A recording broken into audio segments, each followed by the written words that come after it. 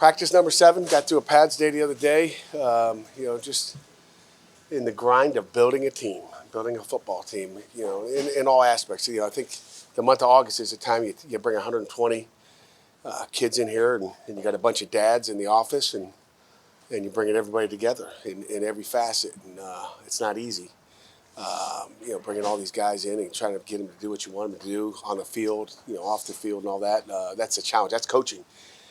That's what they pay us to do, and that's the fun part. And I think we sometimes forget about it. As we sit out here and I look at the field, and you guys look at this blue screen behind me, but all the things that go on behind the scenes. But kids had a nice day yesterday. Went to the movies on their day off, and they better be ready to go to work today, Jerry. I'm sure they will. I'm not concerned. Good. Questions? What did you learn from the video from the pad practice on Tuesday? Oh gosh. Learned that we got ways to go in every phase, like every team in the football world does, I guess.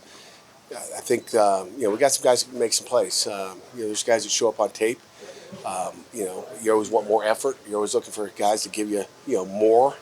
Dan Marino's quote we kind of read today is you always got more, and you got to find a way to pull it out of them and get more all the time. Not just in a team drill. Some guys show up in team drills. Some guys, show up in individual drills. And you want to put it all together. So that's what I learned is that we got a ways to go. We'll just continue to build and build and build. Thanks, Ghost. Ghost, thank you. He's quiet today. Get your butt moving. Was there anyone who maybe you didn't notice when they weren't in pads but wowed you once they put full pads on? God, was there anybody that stuck out like that? I would say no. I mean, I tell you, defensively, one of the guys that really stands out to me is Nate Matlack. I just see a smart football player. I see a guy that, plays football the way you need a team player to play. I mean, I watch him out there. He can lay out. I've seen defensive ends lay out and tackle people when it's thud. The thing I've been impressed with, is that he's smart. He takes care of the details on the field. He's been very consistent in the first 6 days. Didn't shock me that he came out in the pads and did what he did yesterday. But just one of those guys that stood out, I'd say that's one of the guys. Kyle Lewis made a splash play the other day. Has he been making plays like that? Yeah, Kyle Lewis, I think if you had someone rank the best players on defense, he'd be in the top 3 of probably everybody's pick, I would think, and every once in a while we do that, pick the top 15 guys. Make sure you're putting the right guys on. Make sure everybody feels the same way. Don't put your name on it and see where we go. But Kyle Lewis is a playmaker. Post that list on social media. Yeah, I posted it yesterday. You didn't see it? I didn't see it. I must have missed it. How important was it to get a guy like Nate, given all the experience that you lost in the defensive line this offseason? It was important. And if I didn't get Nate, we're going to find somebody. And I tell you what, Chief Borders is, it's another guy that's shown, some. We just talked transfers and guys you brought in. You're always going to have needs, and you got to fill your needs. Chief has got one of the best motors I've seen. Okay, and you know what? That's if you put on your Nebraska highlight tape, you're going to see a motor. We lost a guy with maybe a low motor, and we got a guy with a great motor. And Nate Matlack is got a motor as well. It never stops, but he's smart too. Both of those guys did different things at their old schools, than what they're doing here. The 3-4 at Kansas State, Chiefs standing up. How did you go through? I mean, how do you project those guys individually? What stood out about those guys that made you believe they could play in your kind of defense? I've talked, for years and years and years and years prior to coming here just about the evolution of defense, and you're always looking for big athletes on the edge. You move big linebackers, to defensive end. You move big DNs inside, like Nakai. If you look from year 1 here to where we are in 10, we're always constantly moving guys around, and I feel like we wasted time with Nakai. We could have moved him earlier. I feel like it was a bad decision on my part. Just didn't you open your eyes, figure it out, and feel like he didn't figure that out fast enough. I wish I had got there fast enough to get that done. Where it could have helped us a little more last year, which would have been a bigger help this year. But you're always moving those big athletes. I mean, Nate Matlack had just a couple plays where he's on the edge and go, that's what we're looking for. It was simple. You got to believe what you see on tape. And the same thing with Chief. The thing I loved about Chief, I knew he was a big athlete. The guy could stand up and play linebacker. Both those guys could stand up and play linebacker for a lot of people.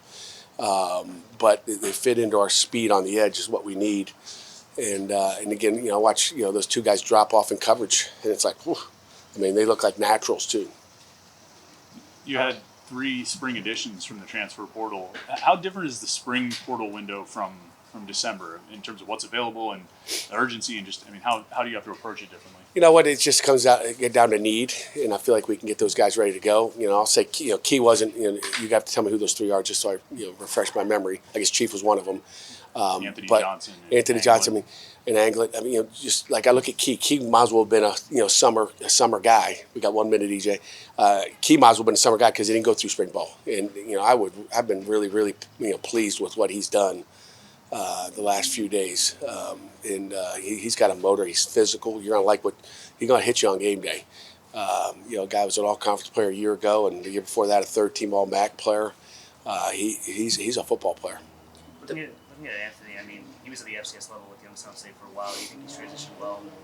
Sort of been great. He has, and then he went to Illinois, and I talked to Brett Bielema. Some people don't call coaches and say, "Hey, what do you think about that guy?" And I talked to Brett, good friends with him, and got some. They didn't want to lose him. He's a big athlete that's tough, physical, and I don't care about FCS. I could care less. It comes down to we talked about it the other day. Size doesn't matter. We talked about the heart the other day. FCS doesn't matter. I had a couple of Division I offers. I went FCS. It doesn't make me a bad player. There's some darn good football players at FCS level, and Anthony's got a chance to be really good. Who are your FCS offers? Come on, let's stay on topic here. Mac guy. We got like a minute before The- walkthrough. Anything final? The Big Ten implemented mandatory injury reports on game days Yep. last year. It sounds like the SEC is maybe moving towards that as well. Is that something the It's not my should job. do? It's not my job. I could care less. We used to do it, if some of you guys remember, but there's a lot of lying on it anyway. So they lie on it, and what's the reprimand? Can you get my stuff there, EJ?